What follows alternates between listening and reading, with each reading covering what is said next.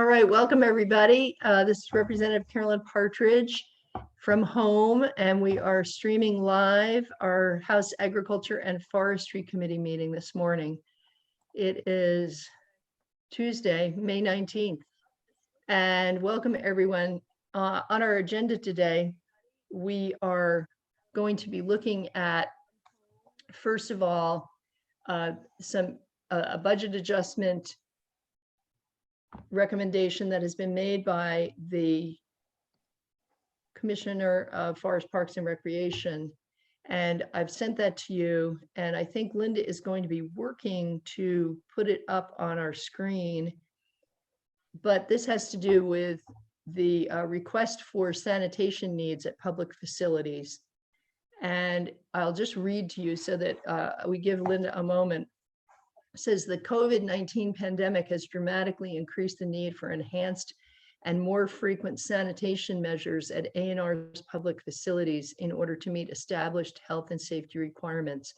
The following CARES Act request is to ensure that A&R has the resources needed to provide safe access to outdoor recreation opportunities to Vermont residents this summer and fall. So it is things like cleaning and disinfection supplies, personal protective equipment, supplemental portable toilets, which is actually the big ticket item here. That's over $1.1 million. So I think appropriations would like a recommendation from us, and I'm happy to open this up to some conversation. So those things I mentioned were not, there we go. And Linda, if you just want to slowly scroll through so that people can see if they don't have it on their own computers. You see cleaning and disinfection supplies, personal protective equipment, supplemental portable toilets, safe housing for staff, RV rentals, addition of soap and or paper towel dispensers, playground closure barriers, public communication. And then for fish and wildlife, access area, portable toilets, another big ticket item there, additional access area maintenance, cleaning and disinfecting supplies, personal protective equipment, and conservation camp renovation. And they're asking for a total of $2 million, and that would be coming out of the CARES money. So is there discussion about this? I'd like to be able to make a recommendation to the Appropriations Committee regarding this. So any conversation? Rodney, your hand is up. What's the just scroll down a ways.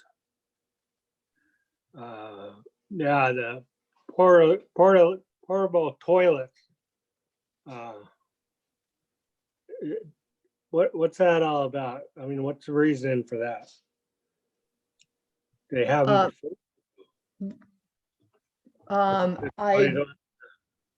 I'm guessing if did somebody want to speak up to that? I know Michael Snyder, when he was with us a week or so ago, he went through this with us and told us about some of the additional needs that they were going to have. So this says it includes additional units and contracting for more frequent cleaning of portable toilets at access areas. So I would take it at face value. Can I make a somewhat educated guess too? Sure, Sharon. I suspect that they are going to be trying to kind of cluster who's using what facilities where, so everyone's not walking to the main bathrooms. So instead of having 100 people using the main bathroom every time somebody needs to urinate or brush, or, do something like that, they have, I think he said, a few more of these portable toilets in strategic locations. But one person, I mean, 20 people could use one portalet and not the rest. Unless somebody's standing there directing people. Well, they're really, I'm just wondering, you know, it's $500,000 and yeah. if They're, it's happened before, that seems like that's a lot. the way that they come out and disinfect them is a lot more user friendly than trying to disinfect the whole bathroom.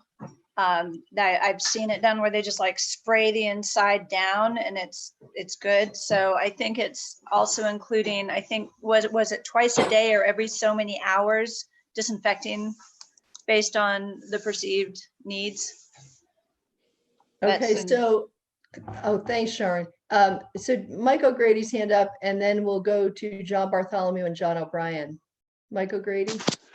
So the 490 that Representative Graham just pointed out, that's at Fish and Wildlife access areas, and not every access area has a portable toilet, but many of them do. And there's 180 Fish and Wildlife access areas. And if the state is going to be doing increased cleaning and or maintenance of them because of the increased use during the pandemic, it's going to drive up the cost of maintaining those portable toilets. And if you figure that if 90 of the Fish and Wildlife access areas have portable toilets, and it's really not that significant of a cost once you look at it across the number of toilets that are out there. Thanks, Mike. Thank you. John Bartholomew? I guess I have similar questions. It doesn't make sense to me to spend money to put in portable toilets in areas that had none before. And the budget thing disappeared. But at the top, there was quite a large budget item for increased cleaning of, I guess, restroom. Can you go back up to the top? It says, more enhanced and more frequent maintenance of bathroom showers. Well, if we're going to spend $40,000 for that, then why do we need over $1 million for more portable toilets?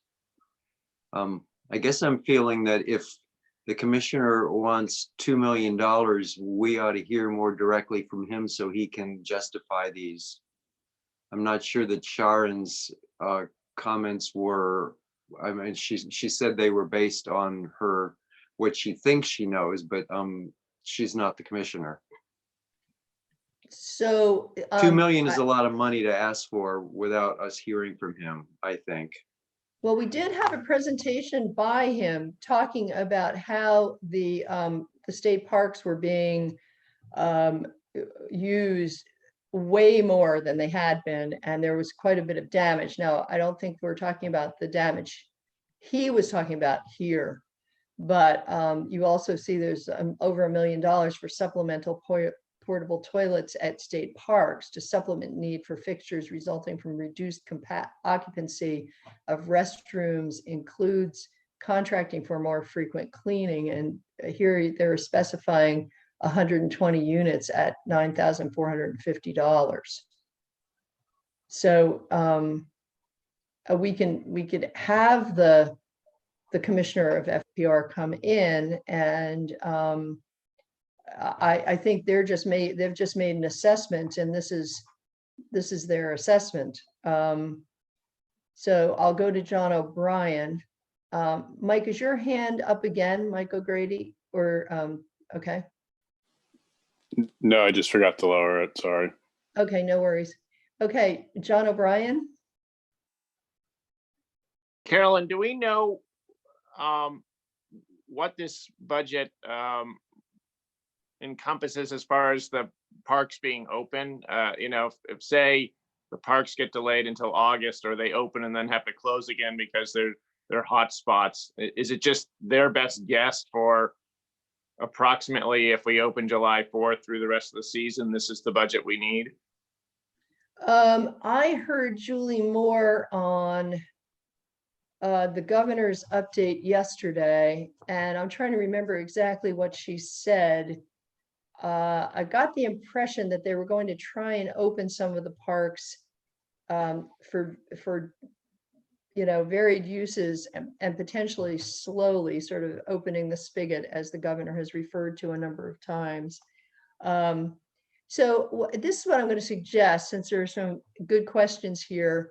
While we're chatting about our next item, I would ask Linda, if you could reach out to Michael Snyder and find out if he is available, maybe, at the end of this conversation, so sometime between maybe 11:15, 11:30, we could have him comment directly. I mean, I remember him talking to us about some of the damage that had been done at the parks, and he felt that was okay. People were just using the parks during a muddy time, but he also referenced the fact that they were going to need more equipment, and so I think we can just, if we could get him on, we can ask him some of these detailed questions that you have.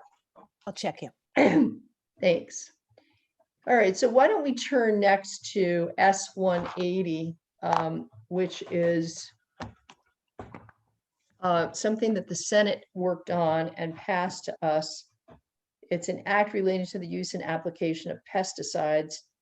And what I'd like to do is have Mike O'Grady go through the bill for us.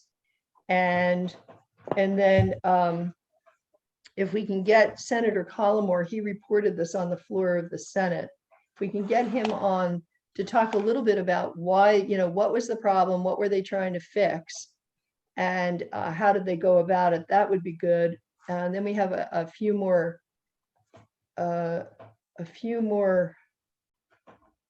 witnesses. Sorry, I've got 4 devices going here and I'm trying to find them. So Mike O'Grady, why don't you start us off by going through the bill so that we can understand it. Okay. Is it possible for Linda to put it up on the screen? Absolutely. Linda, are you able to do that?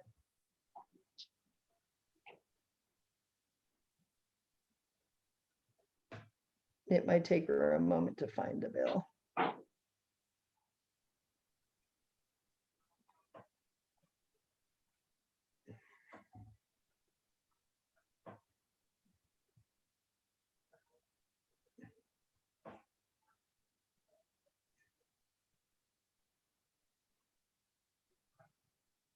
And Mike, what is the most current draft? 4.1? Actually, the most current is, yeah, it's passed by Senate. Okay. But I don't think Linda has that. Yeah, I don't see it up here. The 4.1 is fine. Okay. That's definitely workable. Okay. There we go. Sure. All right. So generally, the bill does 2 major things. It bans the use of the pesticide chlorpyrifos in the state, and then it makes revisions to the membership and the operating requirements for the Pesticide Advisory Council. So if you go to section 1, this is the ban of the use of the pesticide chlorpyrifos. Generally, the state is already not registering chlorpyrifos. Chlorpyrifos is an organophosphate insecticide, and there have been concerns about its effect on children and developmental issues with children. And consequently, the agency has not been registering it. But the bill would formalize that prohibition in legislation and no longer allow the use of the insecticide chlorpyrifos. There are 3 other states that have banned chlorpyrifos by statute. They are California, Hawaii, and Maryland, I believe. And then New York, the General Assembly in New York banned it, but then Governor Cuomo vetoed that ban and then directed his pesticide authority to adopt by rule a prohibition on chlorpyrifos. And he did it that way because he said he didn't want scientific, he didn't want policy to ban the use of pesticides. He wanted the prohibition on pesticides to be based on science. And consequently, he turned to his scientific experts on the issue. But at the same time, he directed them to ban it. So it's a little bit of, apples versus oranges there. So that's section 1. It's just the ban on chlorpyrifos, which has not been registered in the state by the agency, so it is not in use. Section 2 is amending the definitions in the chapter in law on the control of pesticides. The main change is in subdivision 8. There's a definition. It's on the next page. The definition of integrated pest management. Integrated pest management is an ecosystem-based strategy focusing on long-term prevention of pests through a combination of techniques where pesticides are only used after monitoring, and the goal is of removing only the target organism, and then pest control materials are selected and applied in a manner that minimizes risks to human health, beneficial and non-target organisms, and the environment. So you can then go down to section 3. This is where the Pesticide Advisory Council would be amended. This is based on House Bill H 832 and Senate Bill 272. You can go on to the next page, please, Linda. And so the first thing that's done is to change the membership of the council. Currently, there are 11 members on the council, and many of them are state agencies that have some interest in the regulation or use of pesticides. The Senate committee was looking to change the membership to add more balance of people who don't have that direct interest, but have some expertise in pesticide use or the health effects of pesticides or similar chemicals. So the Department of Fish and Wildlife would be removed as a member. The Commissioner of Environmental Conservation would remain, but would also be allowed to appoint a designee. The Secretary of Agriculture remains, but also would be allowed to designate someone. The Department of Forests and Parks and Recreation is removed. The Commissioner of Health remains, but would allow to designate somebody with expertise in public health. The Agency of Transportation is removed. A physician from the UVM College of Medicine is removed. Apparently, they have not been showing up. And so, Linda, could you go back up? You're back up, yeah, further, please. There you go.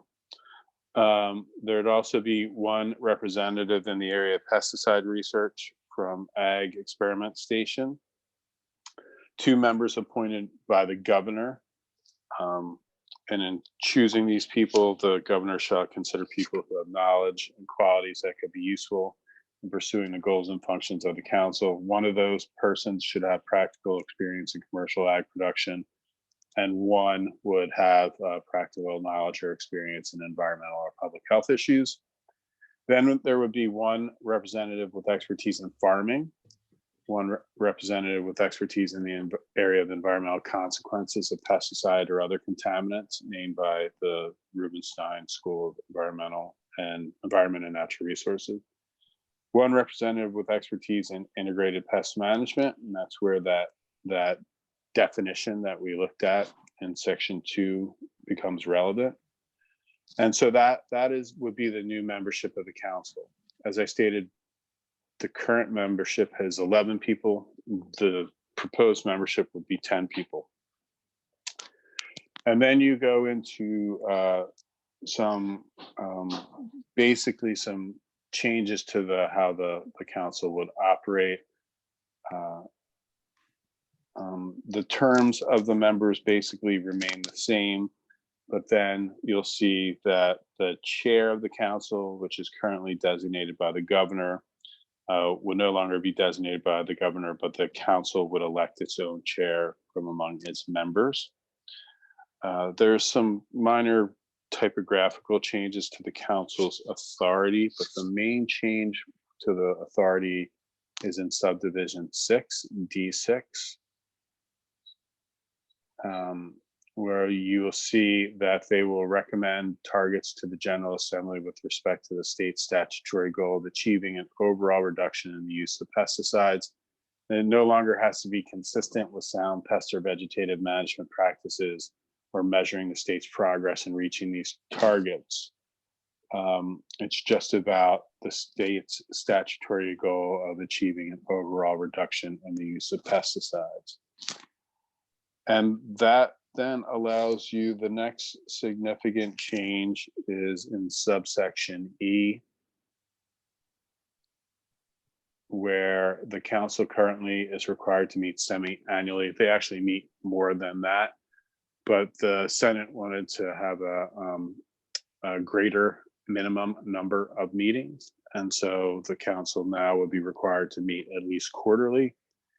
And then in subsection F, this is a report from the council to your committees regarding specific actions and activities accomplished by the council in the previous year to reduce risk to humans and the environment from pesticide use and to reduce the amount of pesticides used within each category of pesticide used in Vermont.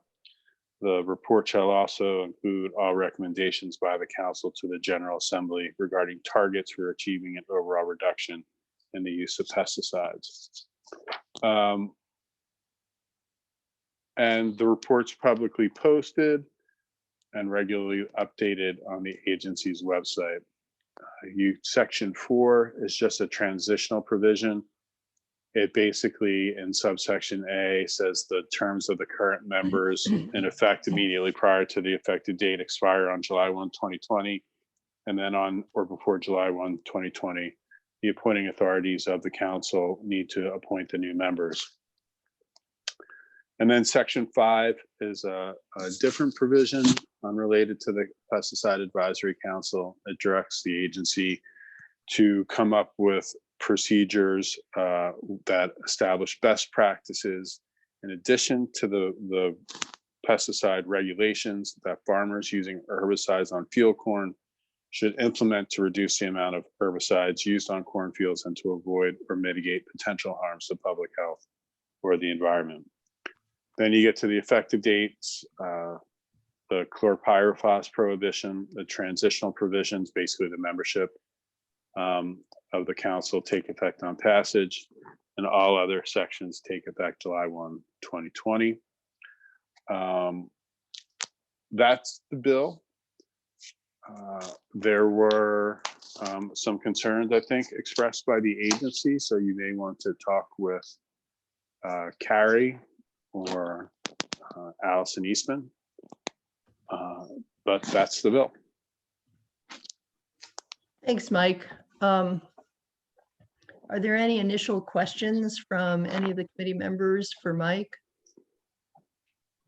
Okay, I have 3 hands raised. Let me, Sharon, your hand is raised. Oh, got 4, then John Bartholomew, then Vicky, and then John O'Brien.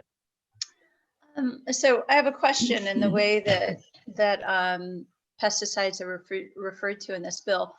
If I wanted to manage pests using diatomaceous earth, or there are other compounds or materials that are used in,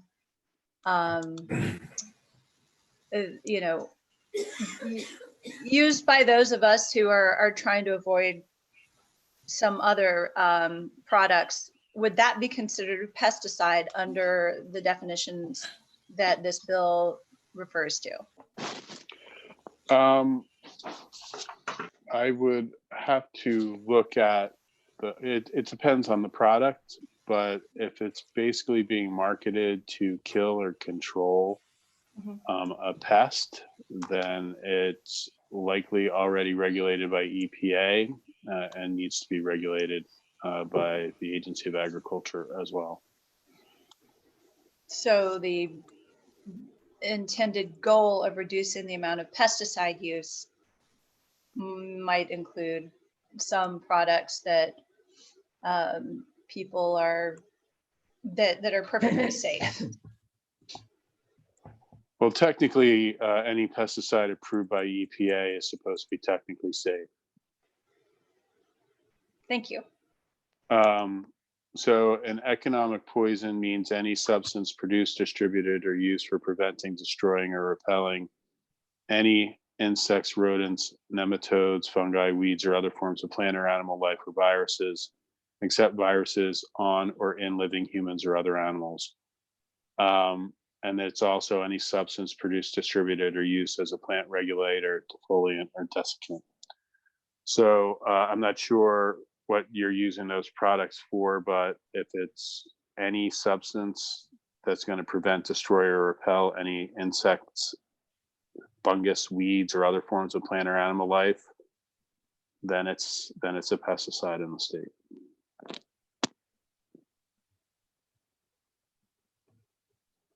Sharon, are you all set? Okay, John Bartholomew. Often when there are bills written and a committee or commissions put together that includes members appointed by the governor, there are also members appointed by the Senate and the House. Do you know, did the Senate talk about that? Do you have any idea why they didn't include that, or just giving the governor that power? So the governor's power was there in the council to begin with.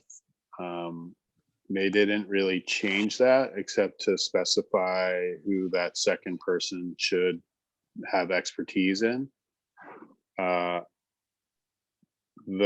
committee talked about having the organizations appoint the members, and they talked about the specific types of organizations they wanted. I don't remember them talking about having the pro tem or the speaker appoint. Really, the committee of committees or the speaker appoint. I think they were more focused on having the organizations appoint, or in some instances, broadening the organizations that could appoint.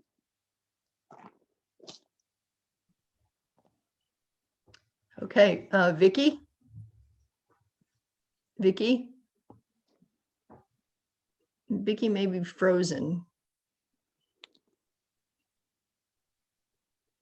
Vicky, can you hear me? All right. Where'd she go here? She's dropped off, so maybe she lost connection, but hopefully she'll come back. Okay, John O'Brien. Michael, just since I don't generally buy pesticides on the chlorpyrifos, is that something that you can buy retail, or is it more of a certified applicator kind of thing? And I was just wondering, similar to our neonics, can I cross the river and get it at Walmart or Home Depot in New Hampshire if this bill passed? I believe it is a restricted use pesticide, and I would need to look that up. Carrie is on the line. Maybe he can answer that for you. And if it's a restricted use pesticide, then you can't just go to Walmart or Home Depot to buy it. So Carrie is on the line. Carrie, do you just want to respond to that? And then Vicky, we'll go back to your question. Carrie? Yep. Carrie Engineer, Vermont Agency of Agriculture. All of the homeowner uses of chlorpyrifos have been eliminated since 2011. it isn't a restricted use product. And one of the very few products that you could get in a store in New Hampshire at this point are sealed ant baits that you tuck under your fridge or on your counter. And that's one of the few products, that's the only product available to a homeowner that has chlorpyrifos in it. Really what we're talking about is the ag use insecticide. Goes by the name of Lorsban. Okay. So I didn't quite catch that. Carrie, did you say it is restricted in all states and the only place it shows up is in ant baits? It is not a federally restricted use pesticide. Okay. So it's not restricted use, but there aren't any homeowner uses left on the product. That they all went away starting in 2006, and by 2011, all of the homeowner uses were gone. You used to be able to use it to control ants in your lawn. That's no longer true. Okay. All right. And the reason, wasn't it restricted federally for a while and then that got reversed? Not quite. It's never been a restricted use pesticide, but the EPA was set to cancel it altogether, cancel the registration, terminate the tolerances in 2017, March of 2017. That's the decision that was reversed. Okay. Thank you. Carolyn, Yes, John. just to follow up. So what is it killing in an ag use or, golf courses or something like that? Insects, golf courses, it would have been grubs, potentially, but it is the other product that gets used for a seed treatment. So if you don't use a treated seed, you do use chlorpyrifos. It's a insecticide for use on ag crops. Okay. I've heard that it's been used on army worms. Carrie, is that true? Sorry to keep making you pop up and down. Yeah, it has been used on army worms, but there are other products that do get used on army worms. Generally, the synthetic pyrethroids. Warrior was the big one that was misused, but there was some use of chlorpyrifos on army worms back in, I think, 2013. But not a lot. It is a product that doesn't, you can smell it. It has a distinct, strong odor. The misuse, the largest misuse that occurred in Vermont was when the structural pesticide operator, PCO, used it in homes, used the ag use product in homes. And that it was in the news in the Rutland area that was 2013. Large misuse that we had EPA come and help us clean up with Superfund money. So it's a broad spectrum insecticide. It'll kill any bug on any plant or any surface. It used to see a lot of use. You would see interior of barns being treated with chlorpyrifos to control flies. Farms do add it to the manure after the chicken manure to control flies. That was a large use. We don't see that happening anymore either. The year that we did discontinue registration of the product, there were only 8 pounds used commercially in Vermont the year before, and that was largely on corn. Okay, thanks. All right, Vicki, I want to go back to you. You had your hand up and then we lost you. You froze up, so. Yeah, thank you. I don't know what happened with my internet, but I have a hard time because I have one device and I would have liked to have been reading the bill better. With that council that the bill talks about with 10 people meeting 4 times a year, Michael, was there some budgetary money in that for that council? No, there isn't. They, I don't believe they get reimbursed. So there really wouldn't be no monetary impact. Okay, thank you. And a question for Carrie about this pesticide. How much education has gone out over the years in some form or another to farmers and homeowners or whoever's using all this? How has that gone about?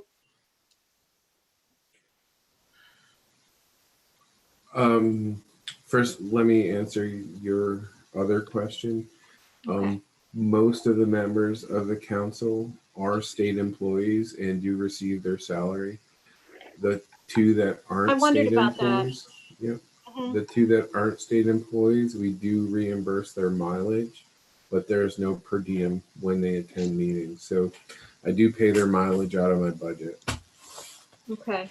The other piece is, yes, there's been a tremendous amount of outreach about chlorpyrifos, but as all well-intended outreach goes, years ago when EPA announced their decision to eliminate chlorpyrifos from registration, there were a few articles in the Burlington Free Press about it. I believe the journalist was Sam Hemingway at the time, did a big press release about that chlorpyrifos and diazinon were going away. That caused a run on the stores for some people to purchase as much as they could. And we've been doing cleanouts ever since of folks that have stockpiled chlorpyrifos and diazinon because of that article.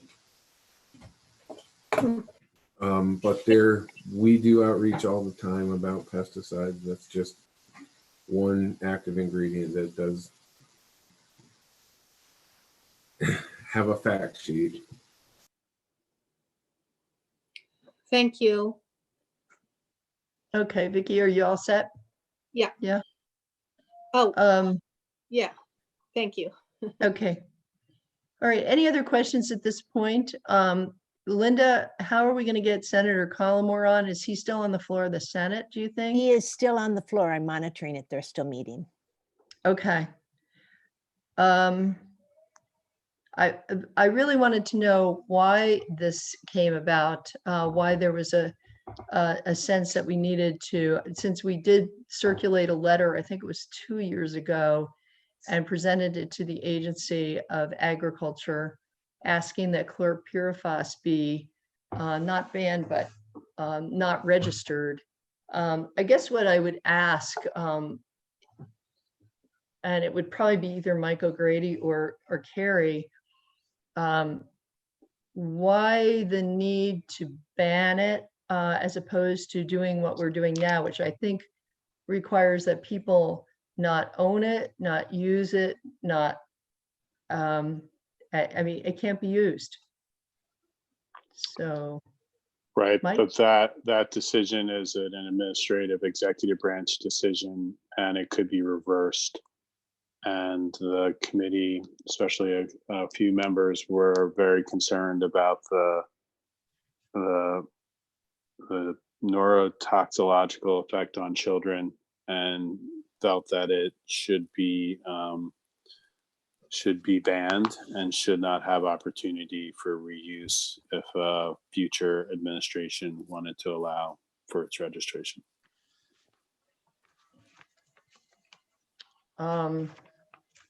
Well, okay. Seems given the state of things in Vermont at this point, I find it, I suppose it's possible, but it would be kind of unlikely that that would be reversed. I get that it was done by, well, I get that the federal government did something, but the reaction, I think, in many states has been to disallow the use. Well, I'll tell you what, since Brian Cullimore isn't available right now, maybe we should go on to Carrie. As part of this, I'd like to know a little bit about where this commission came from in the first place. Why do we even need it at this point? If it's going to be changed so radically, I think it would be interesting to know where it came from, what the history of that, the commissioner council is, and Carrie, is that something you can answer? Yes, it is. And I did send Linda some documents. This is reaching back into history of the council. Mike may be able to do this as well or better than I can. So, Mike, if I screw up, you'll please let me know. But Linda, if you could pull up the one that says, yep, that one right there. So this is a document. It's from Governor Cunin at the time. She was concerned about pesticides and pesticide use. And go ahead and this is available. I'm not going to go line by line for folks, but just give you the general overview of what happened at the time.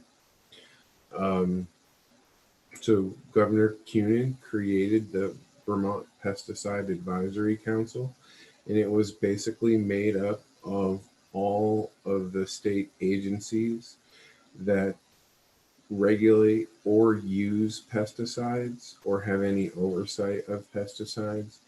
And the thinking at the time, this was 1986, and we had a lot of state agencies that were using a lot of chemicals. Forest and Parks was doing aerial applications of carbaryl for gypsy moth. They were also using 2,4,5-T for conifer release. You know, this is the same time the Soil Service was giving away phosphorus to farmers. So, you know, Fish and Wildlife was controlling invasive fish. At the time. They would use rotenone in ponds, sterilize a pond, and repopulate it with native fish. That still happens in other states, New York.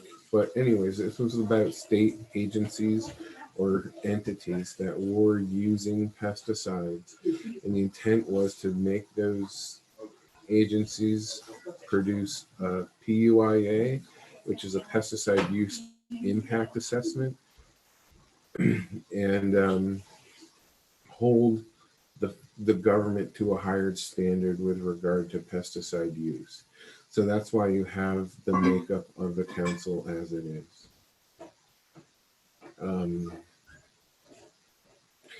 So it's more geared, sorry to interrupt, but so it's more geared to state agencies. This original concept is entirely geared towards state agencies. Yes, the state agencies were to be held to a higher standard when they were going to use pesticides. Okay. And also, if you can look at the Linda, if you scroll down, we'll keep scrolling.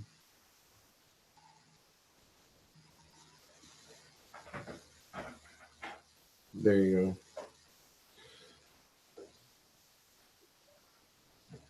go. So this is where we're talking about minimizing pesticide use, and that really has to do with state agencies. Then the plans for minimizing pesticide use, it generated a bunch of other permit programs. The golf course permitting program came about because of Act 250 concerns. The right-of-way permit program that evolved from ensuring folks knew what the government was doing and where pesticides were being used when they were on somebody else's property. So there's a lot of a long history of ensuring that when pesticides were used by an entity other than the landowner, that there was an opportunity for folks to share where their water was coming from, share where their water source was coming from. There's built-in notifications. So if the rail was treating, you hear the radio, newspaper, and other announcements when a rail is treating through a municipality. The same with the guardrail treatment for towns and V-Trans. So you get the same notifications, and the same is true for utilities. So if somebody who's not the landowner and not rented the property is using pesticides on a right of way, there are all sorts of provisions to make sure the notification happens. And VPAC has also spent years scrutinizing the toxicity of the chemistry involved and recommending the least toxic options. So it's become sort of the different agencies, whether it's the Department of Health, will look at it from a human health standpoint. Fish and Wildlife will look at it at the evaluate the toxicity of different products to aquatic environments, whether it's vertebrates or invertebrates in aquatic environments. So each sort of department or agency has taken a specific role in a review of the permits that are under the purview of EPAC. They've also developed the mosquito larvicide control procedures, and that is also something that fell under VPAC. But conceptually, at the time when it was created, it was to hold state and just to hold state agencies and entities to a higher standard when pesticide use was concerned. So that sort of looked like if the state was looking to control invasive species in a wetland, we weren't going to allow the state any less contingencies than we would a homeowner. So, for instance, if we're controlling, Forests and Parks has multiple pesticide use impact assessments on file for different invasive species, as well as insecticides and poison ivy at state parks. That type of pesticide PUIAs are on file. Fish and Wildlife has their procedures that we've accepted as a PUIA for the Lampricide program. V-Trans has their vegetation management plan, which doubles as their pesticide use impact assessment. Buildings has it for the prisons and State House lawn. So conceptually, that was back when I was in high school that was formed and created, and that was the intent. In 1999, your body passed Act 121, I believe. And Linda, if you want to put that up on the screen.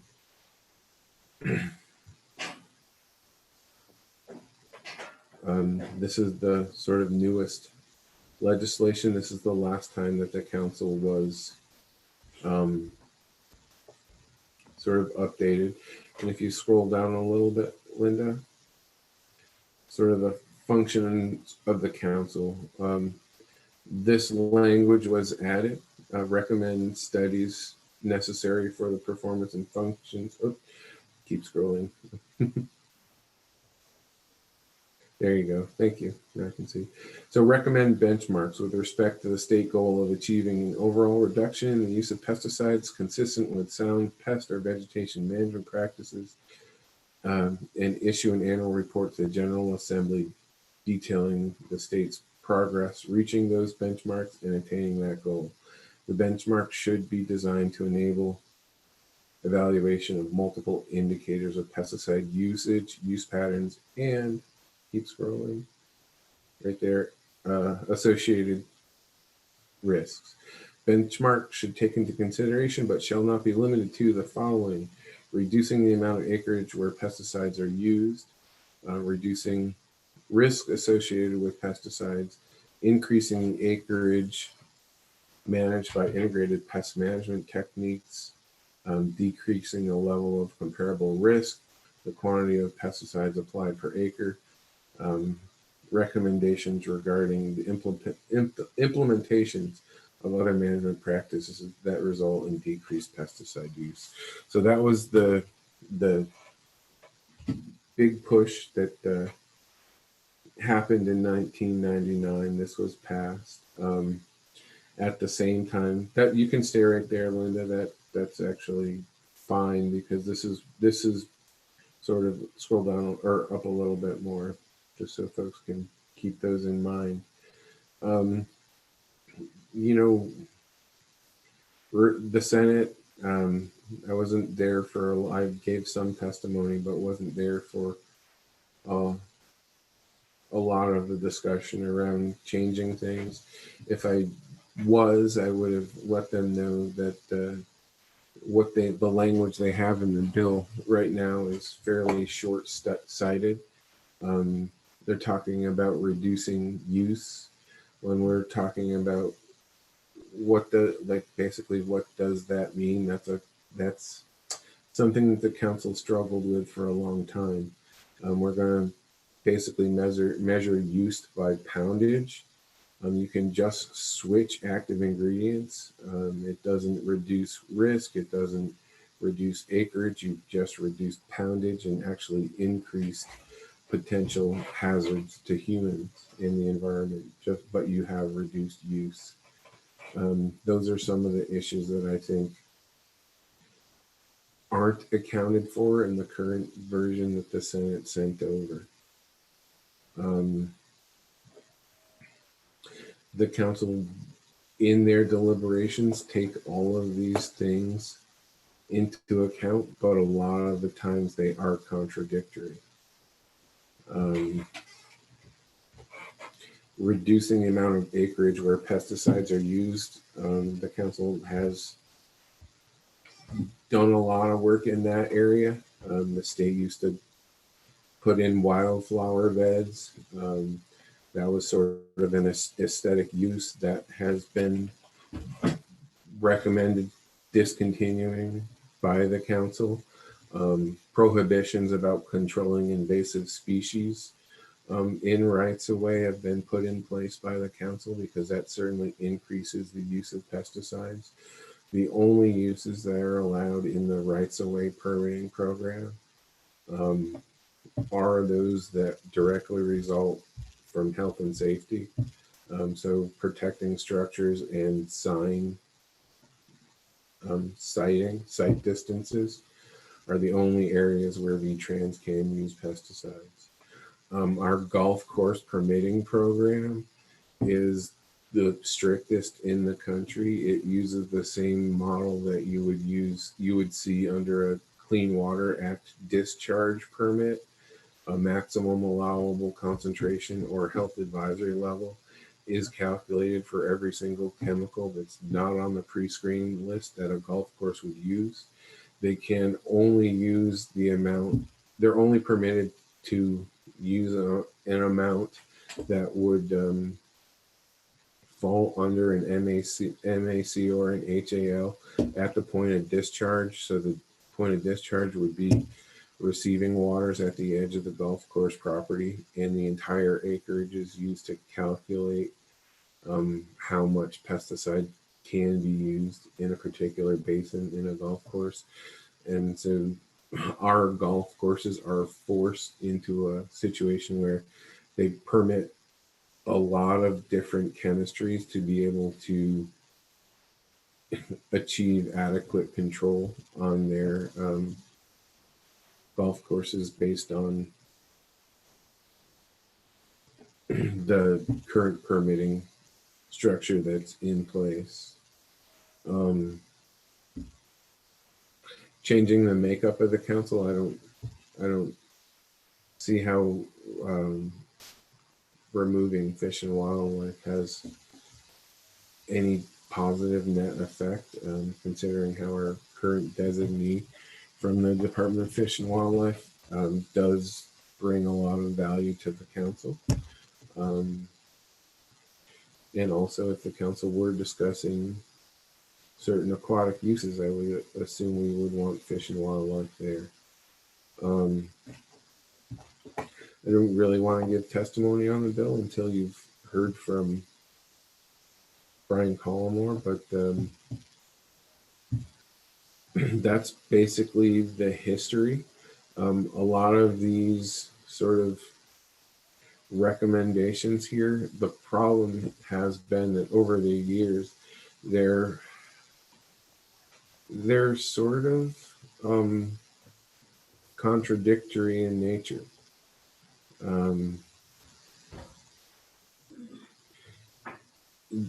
And it's hard to say what they actually mean. So increasing the acreage managed by means of integrated pest management techniques. Well, we've brought every golf course into IPM strategies.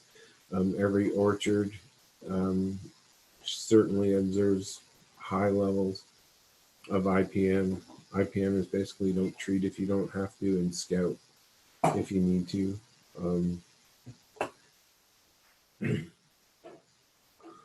The Envision program, I think it's Act 154, that lives at the health department. It's about schools utilizing IPM. And so the council sort of hangs its hat on providing input to the Envision program protocols as well. So that's not acreage, but it is area.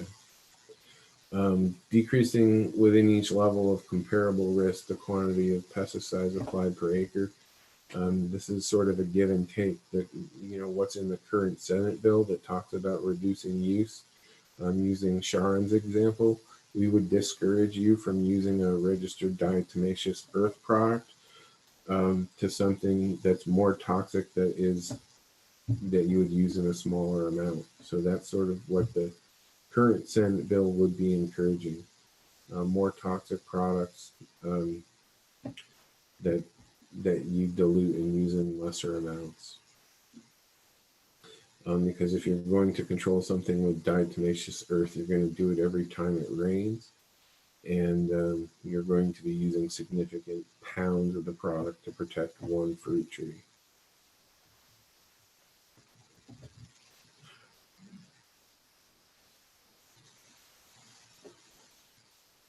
Anything else, Carrie, at this point? Not at this point. I'll wait to give you our thoughts on the bill. Let you digest what you've heard about the history and how we've got to where we are. Okay, I'm a little bit conscious of time. I know that Michael Snyder now can join us at 11, and I want to make sure we get our other witnesses in. I don't know where Brian is, but probably still on the floor of the Senate. So why don't I turn to Andrea, who's next on our list, Andrea Stander from rural Vermont. Hi, Andrea, how are you? Good morning, everybody. Good to see Good you morning. all. So thank you for the opportunity to talk about this bill. I have to admit it came as a bit of a surprise. Didn't realize you guys were going to get a chance to delve into this kind of legislation right now. I guess I would like to speak to the chlorpyrifos ban and why not only the large coalition of groups, just a quick bit of history too. You all did a lot of work last year on passing H205. That was a very effective bill, and you've followed it up really well with the provisions in the miscellaneous ag bill to move forward with the protections for the bees. And I appreciate all the work that the agency has done to get those programs implemented and so on. So we're making some really good progress in that regard. This bill, I think, seeks to keep that momentum going, and looking at the bigger picture of how we regulate pesticides in the state. And to speak specifically to chlorpyrifos, I think part of what I heard was persuasive to the Senate committee is the how toxic chlorpyrifos is. The evidence is mounting, as it is with many other pesticides, that this particular chemical has really devastating effects and can have devastating effects, and it particularly can have devastating effects on kids. And so the two concerns were, one, the level of toxicity, that this is a chemical that really shouldn't be in our environment in any way, shape, or form. And as Carrie said, it has been pulled back over the previous years. I find it particularly disturbing that ant traps are still available. Given the connection with kids, I think of ant traps on the floor, under the fridge or in the corners of someone's house, and that's exactly where toddlers might get their hands on them. So that worries me, that that's still a possible use out there. I wasn't aware that was still possible. But I think that the two things that the Senate committee considered, and that the coalition that worked on this bill brought forward, is the high degree of toxicity of chlorpyrifos, and the risk that, because right now it lives in an administrative realm, that a change in attitude or a change in situation could make it possible to bring it back into use. Hopefully, the federal government is going to get its act together at some point, but we can't count on that. So we just feel really strongly that it would be good for the state to take a strong stand and say this is a chemical that really should not be in use at all, with no opportunity to come back at some point in the future. As Carrie said, they're still trying to clean up the stockpiles of stuff that people, squirreled away back when it was still available. So it is a concern. It's definitely a serious concern. I think I will let, if it's okay with you, Madam Chair, let Jared Carpenter, my colleague, address the second section of the bill about the Pesticide Advisory Council, if you want to move on to that, but I'm also happy to answer questions. Sure, Andrea. Does anybody have a quick question for Andrea right off the bat? I'm not seeing any. Oh, got a hand from John O'Brien. John? Hi, Andrea, this may be for you or for Carrie, but I just wondered, say from the time that the Pesticide Advisory Council was put in place, in general, do we ban pesticides by statute, or do we do it more in rules at AFM, or at the agencies, I should say? I just wanted to know sort of a history. I'll let Carrie speak to that, except that I know that in general, the attitude is that bans are extremely difficult because there are so many other avenues. We can ban it here, but if it's not banned somewhere else, the access remains to some degree, even if it's underground. But I'll let Carrie speak to that as far as or Mike can, to the history of banning by rule or banning by legislation. Well, Mike has unmuted himself. Oh, now Carrie has too. Mike, do you want to go first? I would just say that the General Assembly has banned a pesticide before by statute, specifically DDT. So it's not unprecedented. Thanks, Mike. Carrie? I was just going to add that, we generally use our regulatory process if we want to restrict or reduce the use or have additional control over a specific active ingredient that we're concerned about. Canceling registration is a big step. The issue, I think, that we don't have when we use a regulatory process. We We worked with the legislature, the health department, and VPAC in order to make that decision, as well as folks at EPA. And we sort of built a regulatory paradigm where we would be able to defend against a Commerce Clause case. If the legislature outright bans it, it would be similar to banning smoking. We're up against the Commerce Clause case. We use health data and health concerns in order to be able to deny registration of chlorpyrifos. I think using the regulatory process versus a political one provides sort of a buffer from Commerce Clause cases. I don't know that I completely understood that, Carrie. Could you just, like in a nutshell, repeat that? Yeah, and I might ask Mr. O'Grady to jump in if I get it wrong, but my understanding of the Commerce Clause of the Constitution is that no state can sort of limit trade. When we use a regulatory process, we have an argument as to why we're doing that. If you outright ban it, it opens us up to a lawsuit. Mike, did you want to respond to that? Sure. So the state can regulate intrastate use of pesticides. The preemption clause under FIFRA is narrow, and the US Supreme Court said that it's even narrower than people thought it was. So that leaves significant discretion to states to regulate the use of pesticides, provided that they do not adopt regulations that are contrary to the label on the pesticide. So if the use is only being regulated for intrastate, I don't see a Commerce Clause issue unless the manufacturer is going to argue that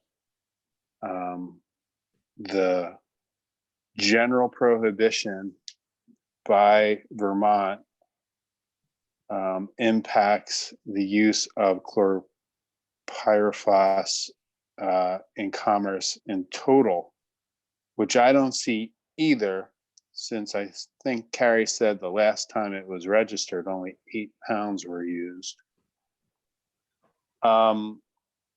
So I do not see a Commerce Clause issue, and states can regulate interstate commerce if they meet the test for that. And I don't think I need to go into that right now, but so that's I would say I don't see a Commerce Clause issue. Okay, thanks. I'm gonna rejoice in that. Mike, I know you're not our counsel, but that is something that we are often threatened with when we either restrict the use or deny registration. Oh, so let me add an addendum to that. Pesticide manufacturers are fairly litigious, and they will take opportunity to sue, and they have sued in other jurisdictions fairly frequently. The most recent example was some of the southeastern states banned the use of dicamba underneath their state's authority, and those manufacturers of dicamba sued, and we're going to vigorously pursue that litigation, which led those southeastern states and their regulatory authorities to back off and or to condition the use instead of prohibit the use.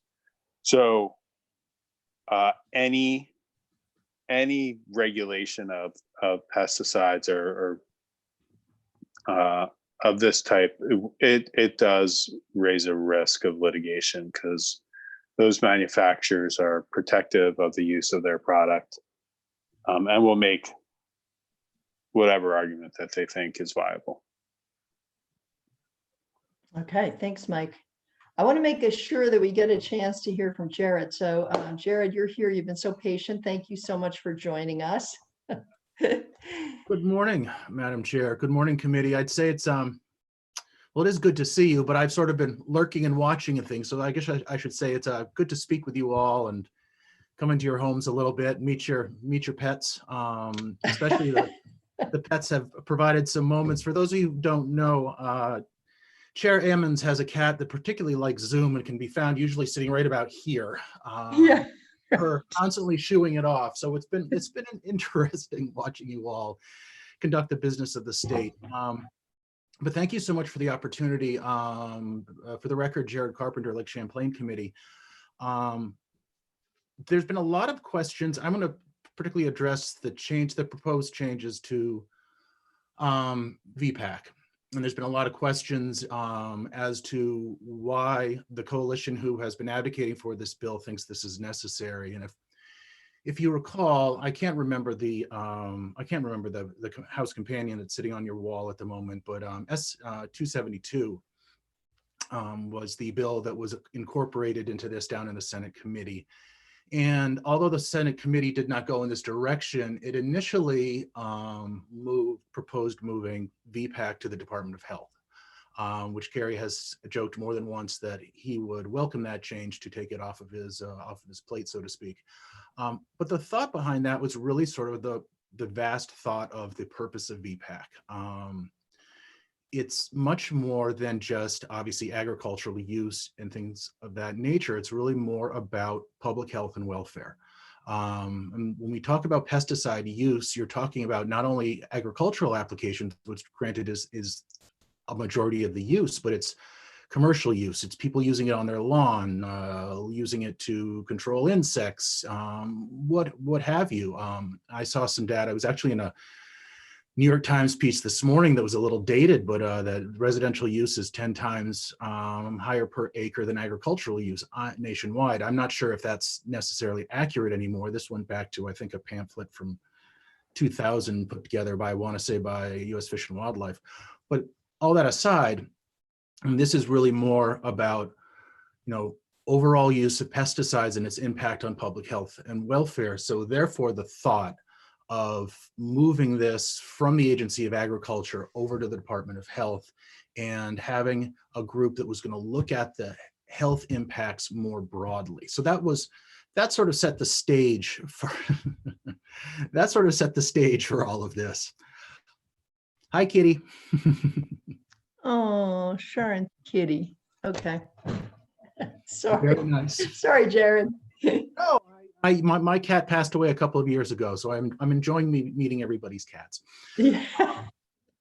So that was sort of the thought process behind it, and the lead sponsor of the Senate bill was Senator Lyons, of course, chair of the Health and Welfare Committee.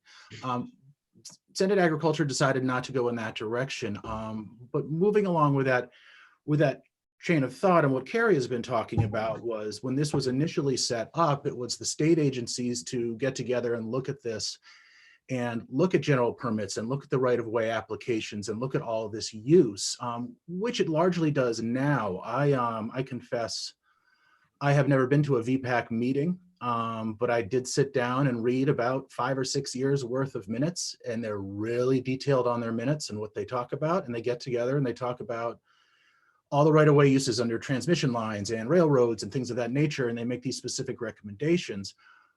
But by and large, you don't see, and there are some members from our coalition who have been attending these meetings over the years, and they're listed as being in residence and making comments.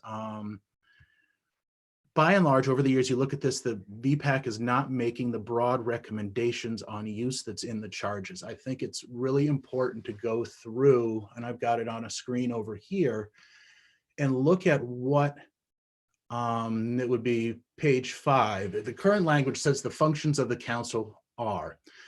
Well, it was thought that it should be, the legislative intent is there, so this should be more of a legislative directive. It says, it now reads the council shall. So this is what they shall do. And the first one is review insect, plant disease, weed, nematode, rodent, noxious wildlife, other pest control programs within the state, and to assess the effect of such programs on human health and comfort, natural resources, water, wildlife, and food and fiber production, and where necessary, make recommendations for greater safety and efficiency. That encompasses sort of getting the thought leading to the change of membership, that the membership should move away from state agencies for two reasons. One, that you should have more of a scientifically based body that was going to look at the use, look at the scientific data, look at the recommendations, look at the papers, the studies and everything, and make recommendations on state use. The second reason for excluding some of the state agencies was exactly a reason that Carrie cites. A lot of those, like VTrans, are some of the biggest users of pesticides in the states. Therefore, one can argue it's a conflict of interest to have these organizations sitting down and making recommendations for the broad use of pesticides within the state. So the thought was to shift away from a council that was mostly state agencies and shift towards more of a scientific broad a scientific based community. Now, I'm sure if this committee decides to delve further into this bill, and we certainly have folks from the coalition we're working with who'd like to come in and talk about in greater depth on all aspects of the bill. But I'm sure you will talk, this committee will get into the same debate that the Senate committee got into is, okay, who should have a seat at that table? Should it be the extension? Should it be UVM Medical? Should it be GUND? Should it be all the different organizations, Rubenstein School? They got into a real discussion on who should be represented and having seats at the table, and how you represent not only the scientific, but the medical community to come in and sit down and make these types of recommendations. And that was sort of the thought, was that VPAC should move away from a group that just sits down and more or less talks about general permitting and makes those sorts of recommendations, and really get into a broad brushstrokes of a scientific discussion on pesticide use in the state. That's not saying that what VPAC currently does isn't important, because it is, but perhaps that should be another group of state agency officials who get together semi-annually and talk about general permits and approve and make recommendations up the food chain to their secretaries on that use, and really have VPAC focus on the legislative intent of 1999, which was all these functions of the council to look into and make recommendations, not only within, not only to the state agencies, but make recommendations to the General Assembly on use. And if you go further down into the bill, there is language about doing reports to this body as well as the executive branch on the recommendations that are being made. And the purpose behind that is so there's a level of accountability and a level of transparency from VPAC in that this body and the general public knows that they are going into and looking at the scientific data and looking at the evidence and making recommendations in pesticides that people, not only this body, but the public can go in and read for themselves. And that's the reason for the regular reports, is to get a level of accountability and a level of transparency that is not necessarily always there. So that is my knowing that you've got the good commissioner in about 7 minutes, according to my clock. That is a 10-minute nutshell of the thoughts behind why VPAC should be reformed and sort of shifted in its purpose. Thanks, Jared. Really appreciate it. Are there questions for Jared from the committee? Carrie.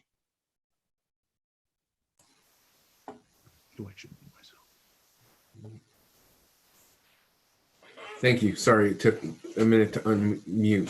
And Jared had approached me before the session started to have this discussion. And the agency isn't opposed to some sort of VPAC reform. I agree that we have scientists and permit reviewers at the table now, giving VPAC a policy charge, maybe we don't have the right people at the table. I do believe that over the years, the council has largely done its work and achieved its goals in the things that the council purviews. We have buffer restrictions. We have all these sort of safety measures built into the permits, and the council's done a lot of really hard work, a lot of really detailed work on specific active ingredients, who can use what active ingredient where. But if the intent is to move the council more towards a policy board, we're not opposed to revamping the council. But I also think, I mean, what Jared just said about having two separate entities, one for that policy review or one for the permit review, like at this point, I'm not even sure we need that. We've gotten to a place where those recommendations we've ratcheted down, where we're not going to actually be able to ratchet anymore. So maybe it is time to shift the entire council towards more policy and shake up the membership. We're definitely not opposed to that happening. Yeah, when Carrie and I started, yeah, I think we started going back and forth a little bit on this probably in early January or maybe even a little before that. There was a concern that if you broaden this out too much and you start looking into too many different things rather than just sort of pesticides and maybe a little broader, that it would sort of collapse under its own weight. You know, there's just too many things to look at out there, and we wanted to keep the charge somewhat narrow. And obviously you all had just put in an extension of the payment for ecosystem services group in the housekeeping bill. So that group is looking at soil health and some of those other factors as well. And whether or not VPAC should overlap with that group is a different question as well. And then of course there's the consideration with this, that this was a pre-COVID bill, and that agriculture in Vermont is going to probably change a lot over the next, you know, a little bit, some for the worse and hopefully for the better when people start thinking about it. But I don't know how this proposal now plays into that, I guess is sort of what I'm trying to say. I think VPAC reform is important. Some of it might take place, no pun intended, organically as the agriculture sector moves sort of forward and adapting and adjusting to the current. I don't like the phrase new normal, and I don't like these troubled times and all these phrases that I keep hearing on car ads now, but sort of that's I don't know another phrase to use other than that. So we of course think that this is important. But there's also this big question mark over everything right now. So. Yeah. Thanks, Jared. Sharon has her hand up, but I guess, you know, we're taking this up. The speaker is allowing us to move on to well, let's put it this way, pre-COVID bills. And I'm not sure where this is going, if we'll make it this year, but I figured it really made sense to have a little bit of testimony about it in case it does become an issue. I'd like our committee to be informed. Sharon, would you like to go ahead? Thank you. I guess I was, you know, when Jared said that, you know, having the state agencies, representatives who are applicators of some of these pesticides creates a bit of a conflict of interest. I can see that. And I also feel like those who are actively managing issues, whether it's mosquito invasives or insect pests, also the ones who are actually having to deal with those issues should have a voice at the table. And I would rather it be state agency people than golf course people. And I just wanted to put that out there because I know that this is complex and. No comment for fear for fear of making the golf course people upset. No, I'm just kidding. Oh, well, yes, I've played golf twice. Anyway, I just wanted to say that. Yeah, thanks, Sharon. Andrea's hand is up. Andrea? Yeah, just real quickly, I think one other element here that we haven't really talked about, but I think is going to be staring us in the face is the way that we deal with pests, invasives, and everything else that are covered. I mean, pesticides is the big broad umbrella under which all these different chemicals and so on are hiding, is climate change. And I think that is going to bring a whole bunch of new challenges.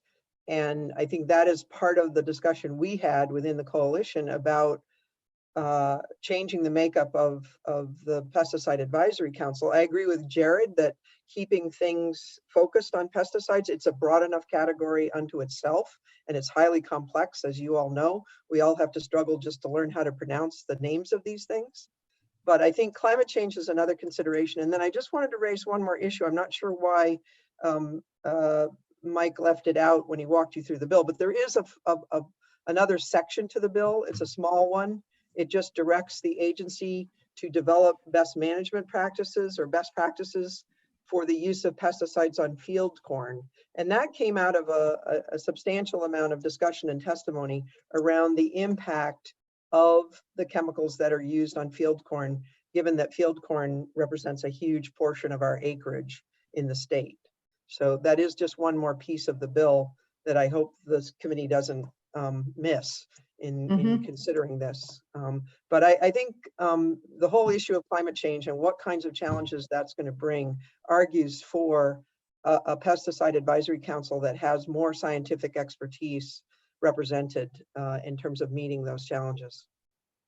Potentially, yeah. And I see that Carrie's hand is up.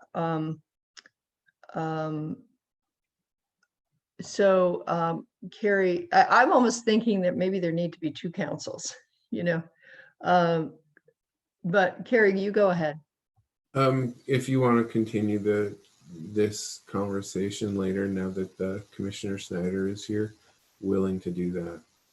Okay, well, I think from the last I heard from Linda, there was Senator Collmore is still on the floor of the Senate. So I think this will probably carry over into our Friday meeting if he is available then. I'm not sure if they're on the floor of the Senate on Fridays, but you know, I think we'll probably continue to take a look at this. I can certainly come back to answer any questions if needed. You know. Okay, you're available on Friday? I can make myself available to the committee, absolutely. Okay, great. And I you can too. too. Okay, thanks, Andrea. All right. And I'd prepared a document there the week before crossover, and then everything fell apart. I was gone for 2 weeks. And I'll share that around as a place to start the discussion. Okay. One of the ideas I had is that, you know, we do get rid of the council as is and create what I was referring to as an agriculture innovation advisory board. And we're never going to, as a state, reducing the use of pesticides is sort of like a shell game. You're replacing one active ingredient for another. You're trading higher toxicity chemistry for lower. There's all sorts of, you know, things that may look good but aren't. And I think if we create an ag innovation advisory board and include crop consultants and others, we can sort of work with basically the group that's designing the payment for ecosystem services and prioritize what payments are, which practices are more bang for the buck, as well as incentivize practices that ancillarily reduce the use of pesticides, instead of just saying, oh, you used 8 pounds of atrazine, or you used 50,000 pounds of atrazine this year. Let's try and shoot for using 38,000 pounds next year. It's a moving target and largely a shell game. We can cut the use of ag use herbicides in half just by switching active ingredients, but we haven't reduced any of the sort of overall impact to the environment or humans. We may have even increased it. So the tools we use to measure these things, I think, are currently short-sighted. Okay, all right. Well, we can discuss this more. I think this is actually a fascinating subject. And so I think we'll pick this up again on Friday. We start on Fridays at 8:30. Sorry, everybody. But that gives us a little bit more time. We were starting at 9 and it allowed for us about 45 minutes. So that was not a whole lot of time because we hop off onto the floor. And that time for the floor is not changing as far as I know. So if we could now turn back to the budget adjustment conversation that we were having, that would be good. You all are all welcome to stay on, Jared and Andrea, if you want. You don't have to, but if you don't, thank you so much for joining us today. Really appreciate your time. No, thank you so much for having us. I will stay on and listen to the good commissioner. I'm interested in what he has to say. But no, thank you so much for the opportunity. Really appreciate it. Good to see you all, and I look forward to continuing the conversation. Great. Thank you. Thank you. Thank you, Chair and Thanks, Committee. Andrea. Appreciate it. Okay, thank you. All right, we're going to turn over to the Budget Adjustment Act and the additional money that the Department of Forest Parks and Recreation is asking for in terms of state parks and fish and wildlife. And thank you, Commissioner Snyder, for being available to us on such short notice. Really appreciate it. Thank goodness for texts and what have you.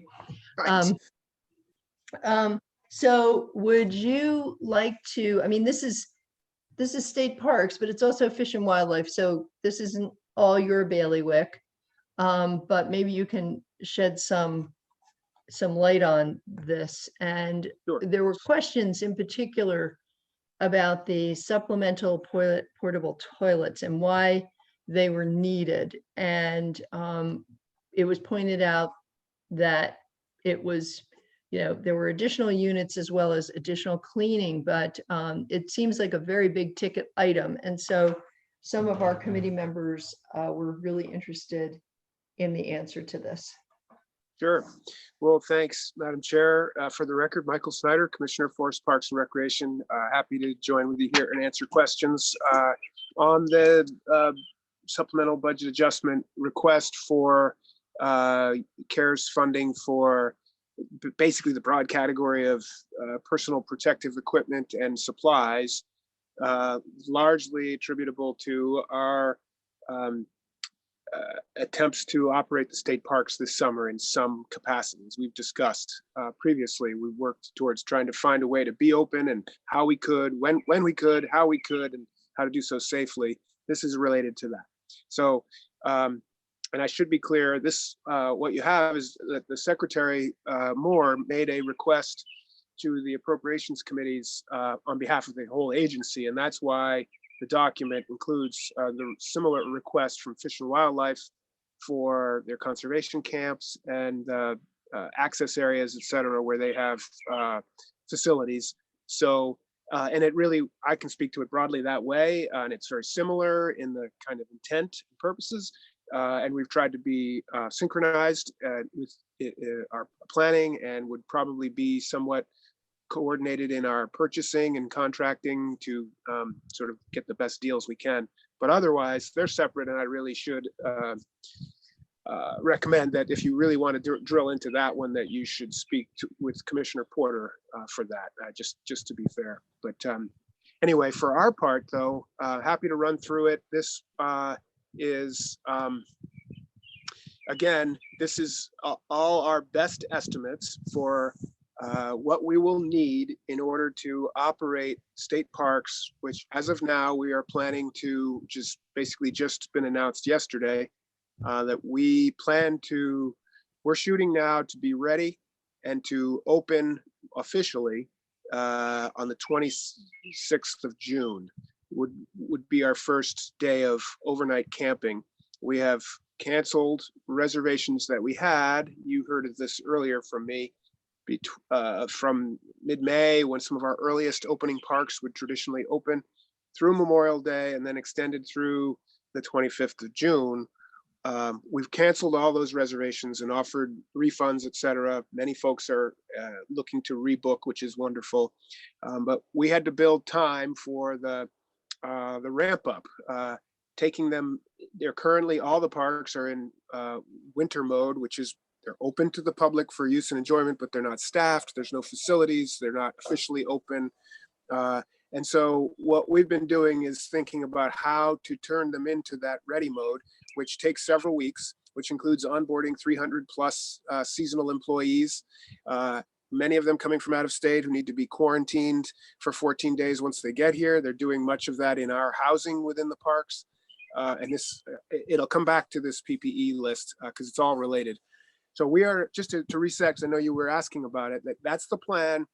We worked on how much time will it take to turn on wastewater systems and drinking water systems to ready the parks, take them from winter to summer and activity, bring on the staff, train them, supply them, provision the parks. And we're shooting for that 26th of June. And a big piece of this was trying to figure out, well, how will we operate? Given the need for sanitization, the need to minimize common congregation areas, to minimize contact points. And we have a lot of them, an absurd number of those kinds of places within state parks, if you can imagine. In a day use area, crowded beaches, concession stands, bath facilities, picnic areas. They're all points of frequent touch, frequent congregation, all of which is problematic in a COVID context. So we are contemplating, say, in day use, limiting the number of people who can access a beach to a number that represents social distancing on that beach, making some assumptions about square footage and what's available, and then all the way back to the parking lot, limiting the number of people who could enter the park on any given day at any given time, and then expanding that. So we're planning for, well, what do we have to wipe everything every time someone touches it?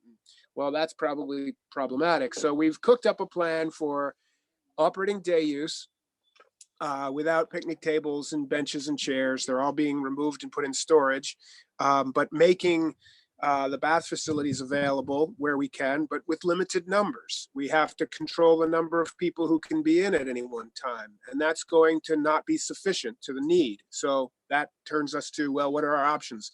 Rented portalets with daily cleaning. It is what it's turning into. And when you think about 1 million visitors across 55 developed parks, it's a significant volume of human waste that has to get dealt with.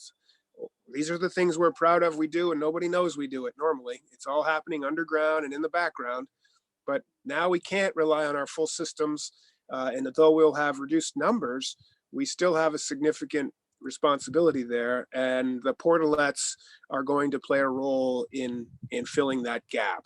And that's, when you consider the numbers of people, the visiting, their biological needs, and there's a significant number throughout the system, it's pricey. And I agree. I saw that number. I thought, you got to be kidding me. I double checked it, triple checked it. Like, that's got to be like a typo. But that's what it is. And that's what it's for. So that's kind of the day use thing, and there'll be a lot of them there, but we also have plans to do overnight camping.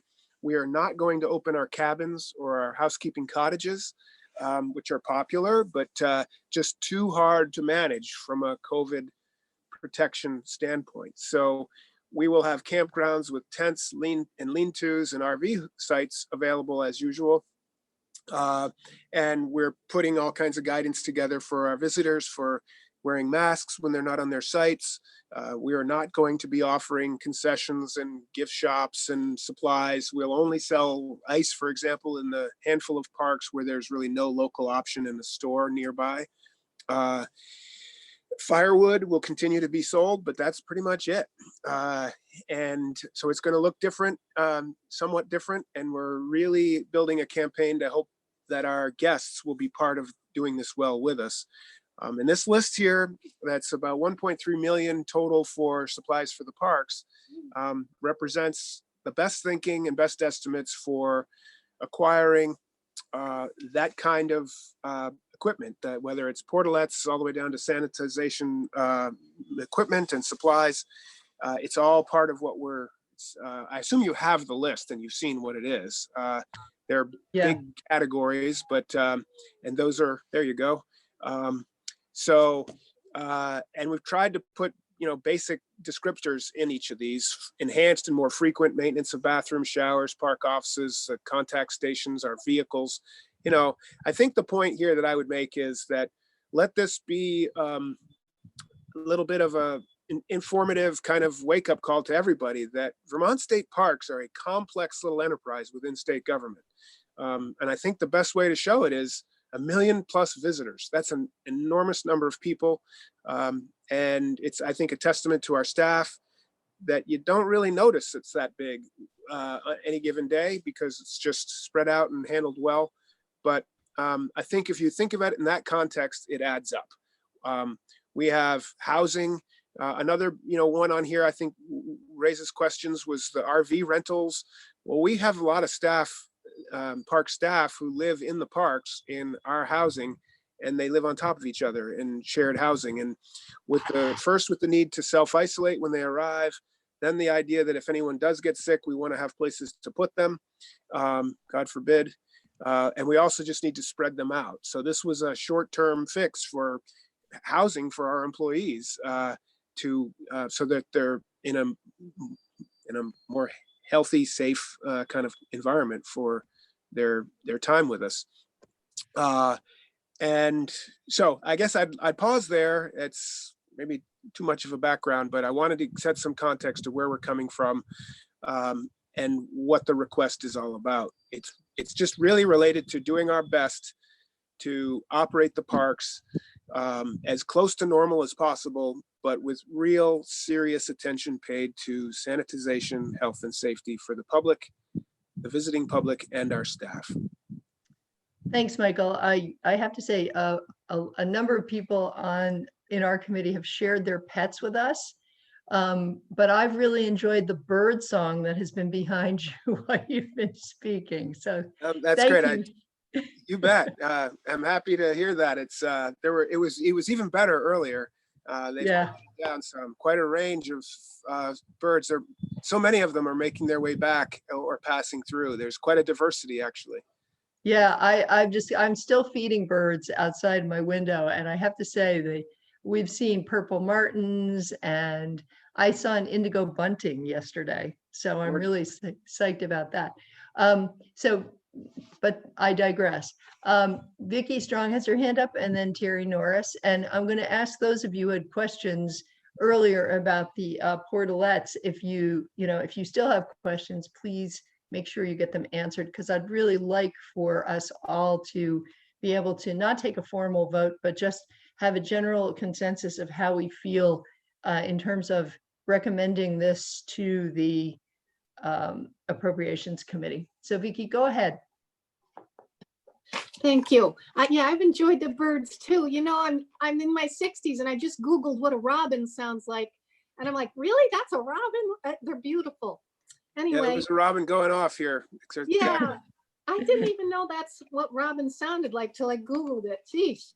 But anyway, thank you for all this information on our state park. It's really fascinating, Michael, and all the thought and energy going into how we move forward is amazing to me.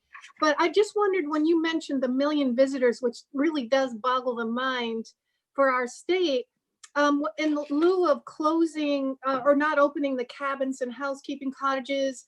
And also, did I see right now we're just doing Vermonters who can use the state parks, or are we eventually allowing out of state? But with the 1 million visitors, is that a high, like, is that based on year by year now? Are we going to look at a lower number of visitors in this calculation? Sure, thanks. So let's see, on the out-of-state, in-state, we are opening and accepting reservations from Vermonters and others who have self quarantined for 14 days. So if you're not from Vermont, but you come, I mean, it's so hard to explain, but it's pretty simple. And this is all just in keeping with, this is not me making this up. This is in keeping with the emergency order that folks from out of state need to self-quarantine upon arrival for 14 days. Halfway through now, they could get tested and show that they're COVID-free and be released from that. And that's how we have to handle it for our visitors. And as all lodging and hospitality businesses would have to do. It's consistent with the order that says, so we're not saying you're not welcome here, because I'm not even sure we could say that sort of constitutionally, but we can say we're going to treat you like anyone else from away, that if you're not from within state, you have to do this self-quarantine. That's part of the order, and that we have to operate under that. So it's a bit of a messaging challenge to our guests. You know, of that 1 million, about half come from away, and they really do come largely from the Northeast, you know, a day's drive, 80 million people, but they come from all over the world. And we have to deal with that. And so we're not saying you can't come. We're just simply saying if you're not from within the state, you have to come after being self-isolated within the state or self-quarantined within the state for a period of time. That's the first piece. Does that make sense? Does that answer the question? Yeah, for sure. Thank you. Yeah. Okay. The next one was the millions, and what does that mean? And so we have seen in the last 10 years, there has been a 40% over that 10-year period, a 40% increase in visitation to the parks. That's a great number. It's something I'm very proud of for our people and the way we do it. I think there's some good reasons for it. We had over 1 million visitors last summer. So this is just the counted visitors. It doesn't include all the people who continue to visit the parks during the winter and the off season, but during the measured operating season, generally speaking, Memorial Day through Labor Day or Indigenous Peoples Day. Half the parks stay open into October. So that period is we had last year a little over 1 million visitors. The year before, just under 1 million visitors. The year before that, over 1 million visitors. So we've been about 1 million for the last several years, which is significant. Again, it's 40% increase from 10 years ago. We are hoping that will continue. We generate about $6.5 to $7 million in direct sales of entry fees, firewood, boat rental, you name it, merchandise within the parks. That's a tidy little business enterprise that we operate within state government. So it's the numbers of people, it's this direct sales, and then we have a UVM study that estimated $90 million in additional indirect related spending for all those people who come, stop at the mom and pop to buy some stuff on the way in or what have you, or visit another attraction locally. So there are these big engines. We're proud of that. We want those numbers to stay high. And we want to be able to adapt and adjust according to those. When you have that kind of visitation, you have to keep pace with upkeep, maintenance, expanding some facilities, etc. That's our hope, is to continue doing all of that. We expect, we can't do anything other than expect a significant drop in those numbers this year. For one, we ordinarily would be up and running in 14 parks by now, and the rest of them this weekend, and that's not going to happen this year. There was $320,000 in reservations that we had to give up just so far through the early June. We anticipate lower densities in some of our campgrounds where to keep people spaced out. So we won't even offer everything. And we expect, the people from away won't be coming. We're hoping that that'll be counterbalanced to some extent by Vermonters choosing to vacation here in the state. And we're hoping people will go to state parks maybe more than they did in the past. Vacation for Vermonters. And having folks who might have been traveling elsewhere this year for some family getaway, maybe they'll choose to come to a park and we'll balance. But we have to plan for this being fiscally very difficult based on the numbers being lower than they have been. I mean, I guess I'm simply saying the 1 million visitors is wonderful. Given that about half of them come from away, we just don't see us having those kind of numbers this year. And that corresponds to an economic loss for sure, both directly and in the indirect economics.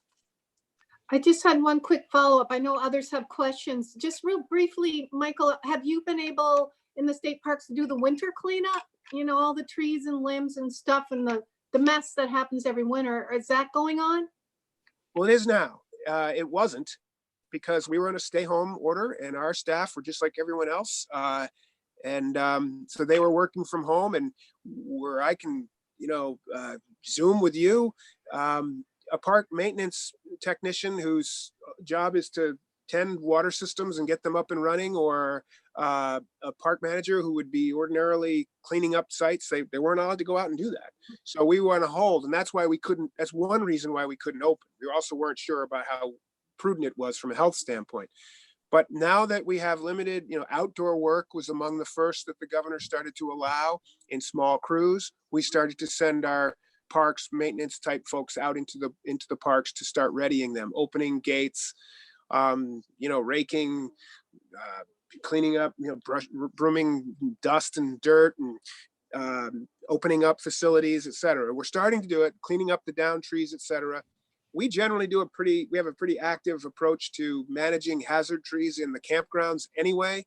So we tend to have a fewer numbers of those. There's always some, as you can imagine, over the winter. And so my point here is we weren't able to do that for at the normal schedule where we would, but we're back at it now. And that's one of the reasons where there's just so much to do to get ready to open the parks. It's happening now in anticipation of now being able to welcome people on the 26th of June. Great. Thanks, Thank you. Michael. Sure. Thanks, Vicki. Rodney has his hand up. Rodney? Yeah, I was wondering, do you know if any neighboring states have these same restrictions?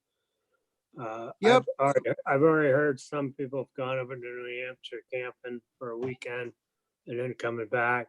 It didn't sound like they had any restrictions. That's one part of the question. And the other part is, if I understand you right, if I go to a state park for the day to use the beach area or go kayaking, I have to use a mask, wear a mask when I'm there, except maybe while I'm out kayaking.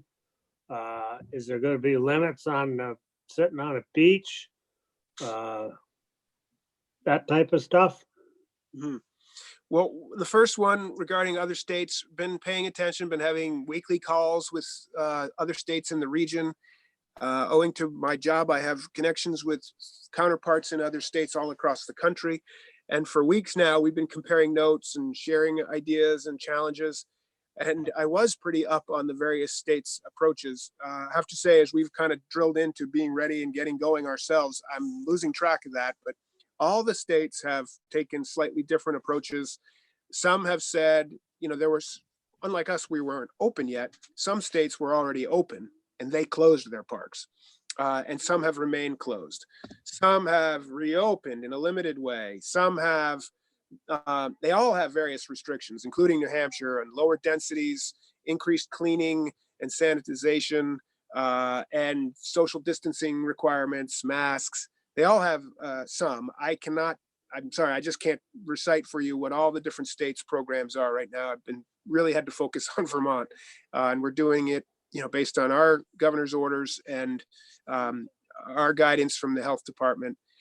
But it's really pretty similar to what most, in principle, of what all the other states have done. Is try to find a way, basically recognizing that these parks are really important to people, especially now, possibly more than ever. We want to find a way to be open, but we don't want to be reckless or irresponsible. And so that leads to the second question, Representative Graham, about like what to expect and will you have to wear masks and all. What we're going to be asking folks in the parks is, in a day use area, as anywhere, if you're expect to be in contact with others, you should be wearing a mask.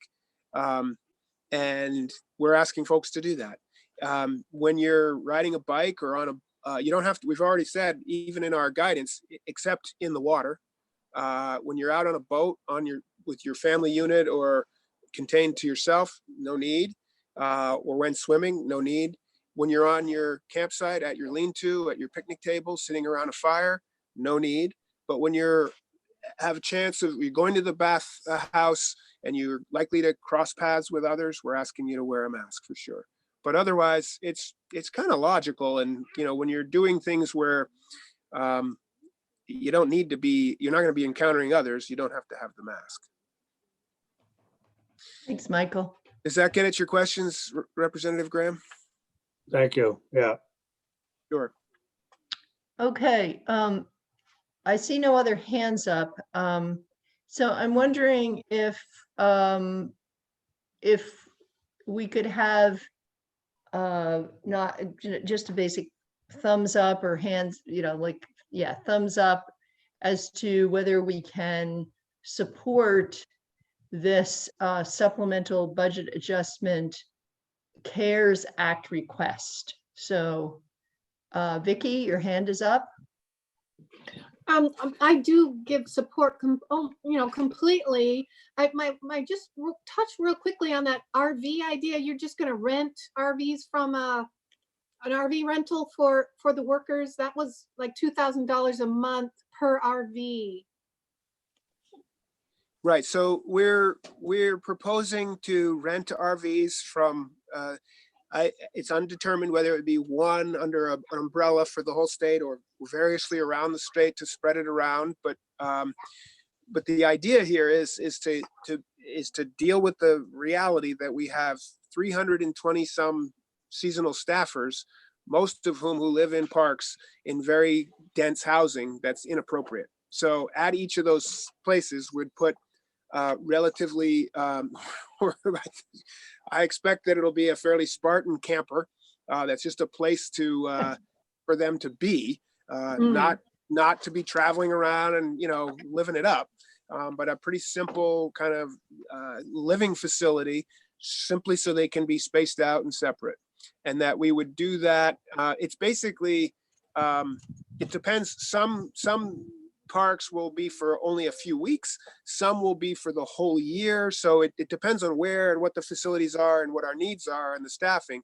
So, but you put it all together and it turns into that there's sort of like RV weeks throughout the course of the year. We just added them all together. So that's the idea. That's how we'll approach it. I don't think we know yet until we have approval, like how we would go deploy to whether it's again under some umbrella contract statewide or if we do it regionally across the state, but that's the purpose of it. It did occur to me one other thought I just mentioned on the that might be helpful for you to think about and contextualize. It's like during the shutdown originally, and when given that the very beginning of the order, we put in the governor's order said exercise was essential, and we had a lot of people saying, well, how do you do that? This was early in the shutdown and we were all closed at home. And we put out guidance, do so, don't do extreme sports, get outside, it's good for you, do it within 10 miles of home. And we suggested that, and I'm really proud of this, that although they're not open, operating and staffed, the parks and all of our public lands are still available to you. Go find some, we have guidance, and boy, did they ever. And so where I'm going with this is, throngs of people, particularly from Chittenden County, where our most populous county, where it's a little harder to get to some quiet place in the woods within 10 miles. Where'd they all go? They all went to Mount Philo State Park or to Niquette Bay State Park in Colchester, the former being in Charlotte. and it was really overwhelmed, and we had to deal with it. So we rented portalets, okay, and put them there because they didn't have facilities open and available. So it's good. We're doing our job. We're accommodating the need. But that wasn't in our budget, and it's expensive, and that was okay. And we said, well, we're just going to have to deal with it. We'll roll with it. Then we realized, well, wait, it's not enough to just put them there. We have to have them cleaned. And at that point, the guidance was twice a day. So we had contracts now for these two parks at, it was $250 a day to have them cleaned.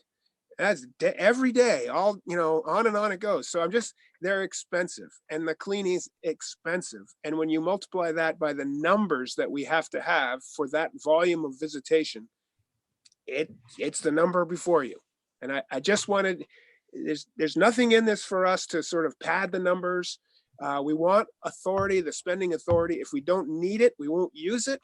But we feel like this is the best estimate for what we need to safely operate. And I'm just trying to give you some sense of the numbers and reflect that there's nothing in it for us to inflate them or to be careless about this. If anything, we're being cautious, and it's expensive. There's no question. You know, what I'm also a little bit concerned about, Michael, is the fact that you're going to be losing out on revenue at the gift shops for Still all sorts online. of. What's that? You're Still doing it buying online. Purses and hats and sweatshirts online. All right. Sorry. But it's still a little bit different than people who go to the camp store and buy mosquito repellent or whatever. You know, and I really appreciate that you're making a great, you know, a great effort here. But I'm a little concerned that you're going to be losing revenue this year. And we know that your department is incredibly good at self-funding. So this is a big part of it. You're right. It's a great yeah. concern. We've flagged it. Everyone seems to be aware, and we're still being encouraged to move forward. I mean, the alternative is, as long as we're here, I should talk about this. I think the alternative, we considered the various scenarios, pathways, like everything except, hey, this thing just goes away overnight and we're back to normal. We didn't bother with that scenario. But we began with, what does it look like to not operate Vermont state parks? Just close them down this summer. And before we even get to the social costs or the foregone value of giving people a place, a wholesome place to be in a healthy way, it's not free. You can't just close them down. People are still going to go there. We still have to maintain, to some extent, some level, so we're not just trashing the place. And so it was going to cost us no matter what. And we considered, okay, various forms of opening. What if it was just day use and not overnight? What if somehow we did just restrict it to Vermonters? We tried all these different scenarios. They all project out at some level of loss. And so this is everyone just having embraced that, looked at the fiscal analyses, the projections, and said, well, actually, now let's layer in the value of supporting Vermont state parks as a place for Vermonters to go in this crisis. And it was decided it's important, and let's try, and let's do this. And that led us to, well, how could we do it? And that's our operating plan that we've put forward. The governor's enthusiastically supported and frankly asked us to find a way, because he and others believe and we have something really important to offer, and it's not sure what the red is going to look like, but I'm hoping everyone remembers next spring when we come back in that this wasn't reckless mismanagement on my part. This was an intentional decision to embrace the value of the parks, the unpriced value of the parks in our state and our culture, and do our level best.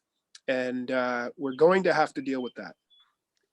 All right, thank you. Sharon has her hand up, and I think given the time, we're a little bit over. I think this will be our last question. Then I'd really like to have kind of an indication from the committee as to our support or not for this supplemental request. So Sharon? I wanted to kind of add a perspective also regarding what Michael Snyder has said, is that, by keeping them open, the people who continue to go to the park build the culture of using the parks, whether they're from Vermont or whether they're visiting here from out of state, so that when things have kind of recovered from COVID, Vermont parks are still on the map for them. It's not so much a concern for people who live in Vermont, but the people in New England and surrounding states, we want them definitely to bring their money here in future years. Yes, thank you for that. I see it very similarly. We want to remain relevant and maintain our reputation, hard-earned and well-deserved reputation for being among the best state park systems in the whole country. It's really true. Kind of leading with our bathrooms. We're famous for the cleanliness of our bathrooms. It's another reason to invest in doing this well, because that's a big component of people coming back. And that's how we got to 1 million+ visitors, is just the quality of our sites, the care that we put in them, the attention we give to training. We have an incredible rehire rate in a seasonal workforce that's kind of hard to imagine, because they're good jobs. We take good care of them. And all of that contributes to this winning formula, and people support a winner, and we don't want to lose ground on that. I think that's important. It's part of the calculus here. So thank you, Representative Regard. Yep. Thanks, Michael. All right. So what is the committee's sense in terms of recommending this? Do I get thumbs up here? Okay, I'm seeing thumbs up, thumbs up. Vicky, did you give me a thumbs up? Yes, great. All right, looks like a unanimous thumbs up, because I'm in favor of it too. Well, that's wonderful. So I'm having a conversation with Chip Conquest right after this meeting ends, and then I will also be communicating with Maida Townsend, who has communicated with me about this. So she's our budget rep on the, just FYI, she's our named liaison on the committee for our department, our budget. Fantastic. Okay, thanks, Michael. All right, Well, so thanks for asking, and thanks for your interest and your understanding, and certainly for all the thumbs up. I was going to take a quick picture of that screen. It looked awesome. They're all the thumbs up. Well, thank you for being available on such short notice. I want to reiterate that. You never know what's going to happen. So thank you.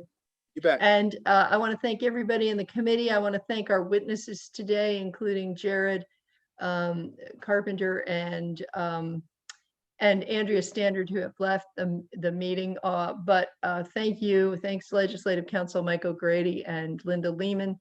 And so we're going to wrap this up, and we'll be back on at 8:30 on Friday. So we'll see you on the floor for third reading of 673 tomorrow. Is that right? Yes, more fun. Oh, John's hand is up. John Bartholomew.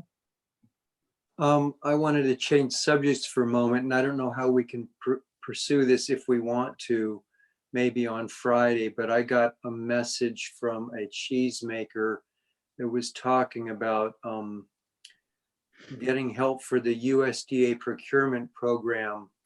And this is to sell so that the US government would buy cheese needed for food banks. But evidently the paperwork is very long and complicated.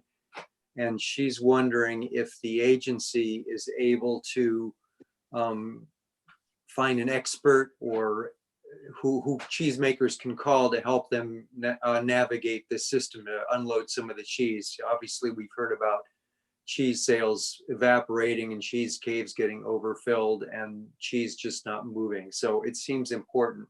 Does it sound like something we want to look into? Sure. And Carrie, could you take that back to the agency to see if somebody would be able to help these cheesemakers apply? Basically, Yes, someone who would be the Great. expert who they could call and get guidance for how to get through evidently Navigate. this, like I say, long and complicated process of filling in paperwork. Yep. Okay. Yeah, I think that we could look into that, John. Thanks for that. Yeah, I have to say I've done my part, or I've begun to do my part. I bought a box of cheese from Jasper Hill and I can barely fit in my pants anymore. So I can't wait for us to get out into the garden. So I will be eating carrots and snap peas for my lunch instead of Bailey Hayes and blue. Anyway, okay, we'll look into that. Again, thank you everybody for joining us today. Thanks, Commissioner Snyder. Really appreciate your being here, and it's always good to see my committee members, even if it's from afar. So thank you. And Linda, if you could take us out, that would be great. See you Friday.